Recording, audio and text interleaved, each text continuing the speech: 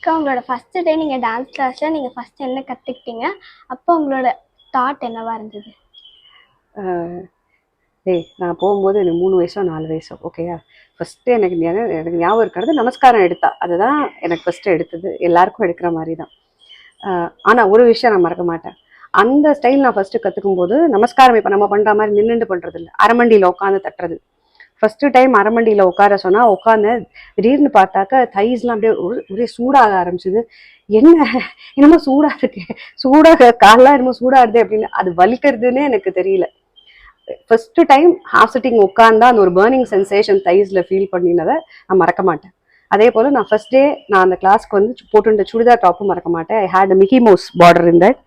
I don't know why I am not forgetting that, but அந்த காஸ்டியூமும் மறக்க மாட்டேன். இதுதான் என்னோட first day. I can never forget my burning sensation on my தைஸ்.